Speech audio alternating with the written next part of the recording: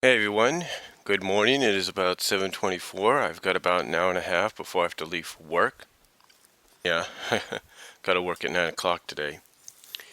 But I thought I'd talk about on this new next edition of the, I guess this is the, let's see, done four already. Actually, five already. So this is the sixth edition. No, no, this is the seventh edition of the animated girl profile Confidential. In here, we're going to talk about a character that I was going to talk about, but I didn't think I'd talk about this early. But thanks to a friend over at DeviantArt, Sonic Sati MX93, I'm here to talk about Callie. Well, you see her in front of me. You see her right off the bat, so you know who it is. Callie Briggs. Now, Callie Briggs premiered or debuted in the SWAT Cats animated series back around 92, 93. And what's funny about Callie is right off the bat from the first episode, you pretty much know that she is not only going to be a major character, but she pretty much is the only person that was the only real person that has a true connection with the SWAT Cats. But unknown to her, she also has a close friendship with the SWAT Cats alter egos. And that's pretty cool. It's pretty cool and pretty unique. But it's kind of along the lines of what many people have said. It's kind of like you can't connect the dots kind of deal. But what SWAT Cats did probably better than anything, which made it more clever, was the heroes, T-Bone and Razor, who outside of being SWAT Cats were known as Jake and Chance. Basically, long story short, they were former enforcers, basically a police military kind of like unit. They were part of the enforcers, so like I say, sort of basically the series equivalent of a military like police force. And again, long story short, they did something that they felt was the right thing to do, and it was, but got blamed for the damage that it caused to enforcer headquarters. So they got removed from the force. But as a consolation, they ended up becoming, I guess you could say, the main owners of a junkyard, a scrapyard that the enforcers would use to dump off all their loose parts or damaged parts from all their vehicles. So basically, Jake and Chance saw this as a chance to basically continue the fight against crime and pick up where the enforcers would, leave off or pick up where the enforcers would not be able to handle. And thus they became the SWAT Cats. And again, what's ironic about this is Callie Briggs is close friends with Jake and Chance, and no doubt probably believes that believes that they didn't mean any harm in the destruction of Enforcer headquarters, and that just like with them, she believes Dark Cat because he was the instigator in the origin, is the real person to blame. So obviously you see that connection of friendship she has with them outside of their SWAT Cat alter egos. And again, like I said, what made it clever was, unlike, let's say, with Superman and Lois, Clark and Lois, Callie could never really piece the pieces together. It's not like, oh, okay, here's Chance and Jake, they're right beside her, and all of a sudden they disappear, and then here come the SWAT Cats. It's like, she never did put those pieces together. All she knew was the SWAT Cats. All she knew was Jake and Chance ran the salvage yard, but she had no idea that underneath was the SWAT Cat headquarters, SWAT Cat base, if you will. And obviously, because of that close friendship, they knew that as SWAT Cats, they could trust her as being their outside source, their outside link to finding out what needed to be taken care of. So they gave her a communicator, a la the Turtles giving April O'Neil the Turtle Com, and thus anytime something come up, she would contact them somehow, and really that's about it. And what's funny about this is they never once the Tarkowski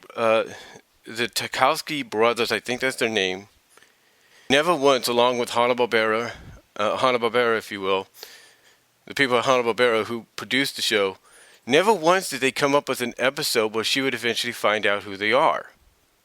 Now, there's an indication that in the second season, there's a dimensional kind of episode where the SWAT cats are in a more alternate dimension. Basically, hold on for a sec.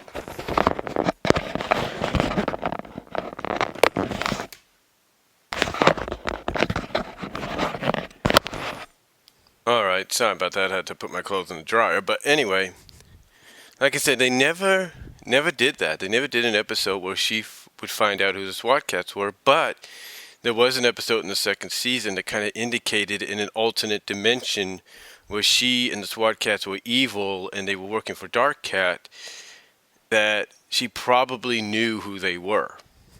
Outside, behind the mask. She probably knew who they were. But again, it's one of those interesting concepts where it was actually done right. You had somebody in Callie that was friends with the alter egos of the SWAT cats, but had no idea they were the SWAT cats. Now, as far as Callie goes herself, throughout the episodes, she was somewhat of a damsel in distress, but she was very... Well, let's put it this way. She could take care of herself. Excuse me.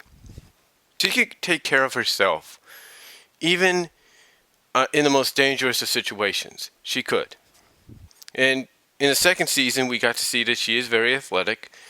Because in one of the first episodes, she basically had to hop on top. She had to escape out of her car and hop on top of the roofs of others, try to get to safety from this mutagenic kind of like water. Substance or whatever it was. And again, like I said, she had to try to get away from it. And, that's what she did. And to me, it was a very, to me, it really showed that there was more to her than what we've encountered. Now, one thing about Callie that made people fans of hers was the fact that not only was she, kind of like in the second season, shown a little bit more athletic than we took on and basically could take care of herself, throughout the series. We saw bits and pieces of that. But she was also someone that wasn't afraid to speak her mind. If she felt, a certain way about somebody, she would say it. She would stand up for what she believed in. There's a episode where we see the debut of the Metallic Cats. And, the Metallic Cats, basically, long story short, the Metallic Cats have always been blaming the mayor for what they did, for being set up for as long as they were when they were flesh and blood. They basically were always blaming the mayor, excuse me, for, like I say, for believing that he was the one that set them up for a long time in jail, in prison. Not knowing that the person that really did it was Callie Briggs, the deputy mayor.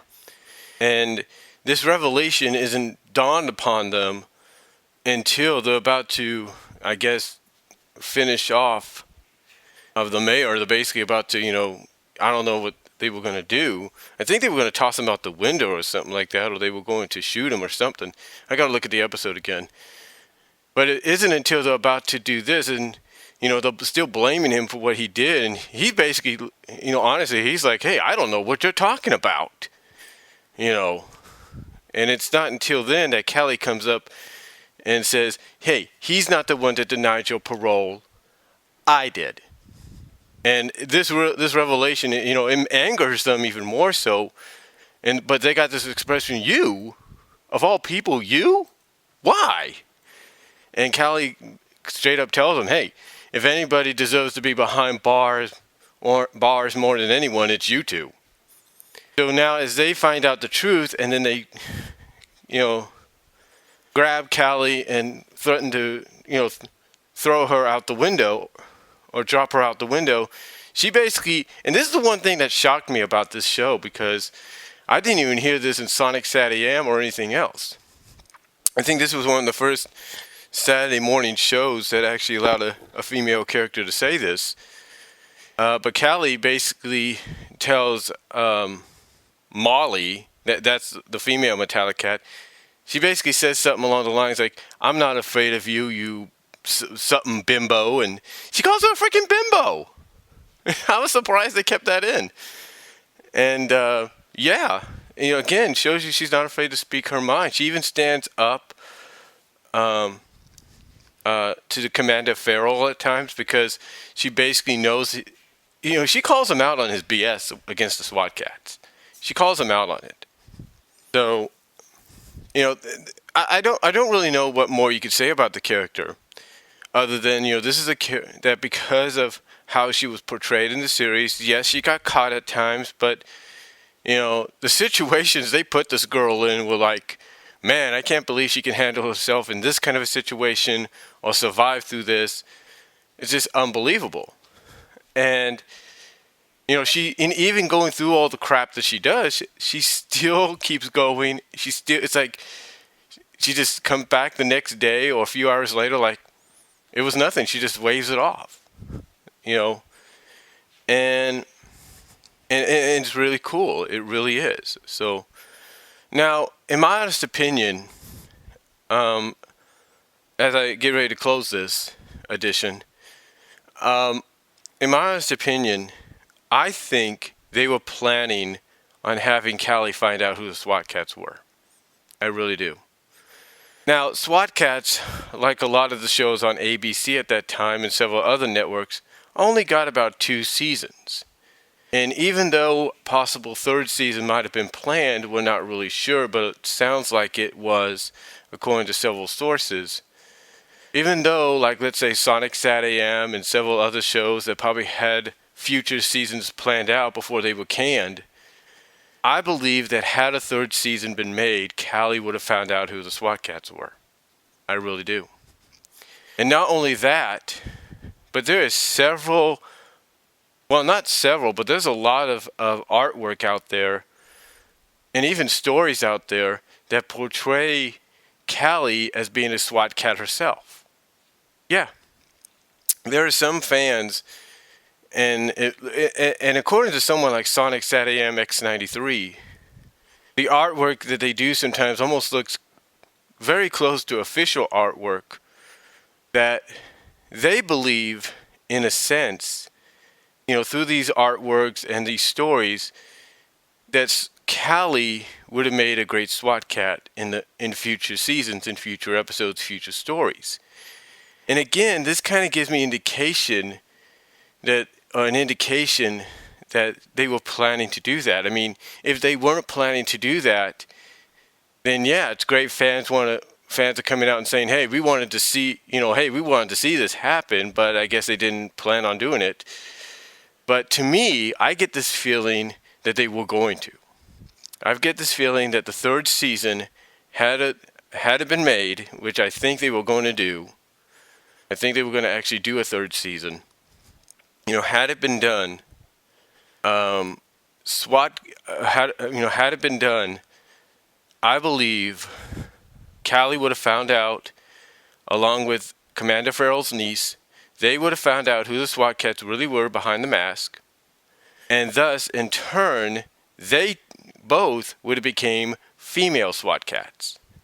That's the honest truth. I think there would have been an episode where the SWAT cats, Jake and Chance probably got injured or hurt or something to a point that they can't really do much. And I think this would be right after they get found out by Callie and, Commander Farrell's niece, that I think both the ladies there would have said, you know what? This city's not going to function without SWAT cats right now, and there's this threat, no matter what threat it was. It could be for all we know, just to really sweeten the deal, you could bring back in the villainous Turbine from one of the SWAT Cat shorts they did in the second season. You could bring back Turbine, I think that's her name, and Turmoil, that's what it was. You could have brought Turmoil back in for that episode in the third season, and that would have been the introduction of the female equivalent of the SWAT Cats. In other words, now you would have 4 SWAT Cats fighting to protect the city. But it would have been, to me, in my honest opinion, a great introduction, because this way you would finally get to see, in a sense, it'd be a little bit more appropriate, because you're not just having the SWAT Cats themselves taking on Turmoil this time. You're actually having in a sense, almost a fair, not trying to be offensive or anything, folks, not trying to be offensive or anything, but you would have had a more fair, even, level playing field, with Turmoil against the SWAT Cats, against these female SWAT Cats. And again, there's stories and drawings of Callie as in a SWAT Cat's uniform, or in a SWAT Cat's outfit, and that's the truth. But, like I said, it's something that I believe, just the way fans, have taken to it, and in the sources that have said and indicated that there possibly were going to be more episodes, there were episodes planned for a third season. There were episodes planned. Just like with Sonic SatAM, there were episodes planned. But these episodes were already titled and ready to be animated or something. I think the scripts were already made and everything. So I really believe that had these episodes gone through and the season that would have incorporated these episodes had gone through, we would have seen all this. And that's the honest truth. And again, that's why I believe Callie would have found out, Callie, along with Commander Farrell's niece, would have found out who the SWAT Cats were. And in turn, probably in a follow-up episode or so, they probably would have taken on the mantle of being SWAT Cats, because maybe something happened that caused the SWAT Cats of T-Bone, Razor, Jake Chance, if you will, to be injured to the point that they can't really do much. So I think it would have been really, really good. I think it would have really been good, in my opinion. So, but again, that's just me. That's just me as a fan. But again, with those episodes that would have been planned, that were already titled, scripts probably already written, that possible next season third season that would have happened, there's no doubt, in my opinion, they would have gone in that direction. There is just no doubt in my opinion. So, but really, that's all I have to say about it. Let me know what you guys think, and I'll talk to you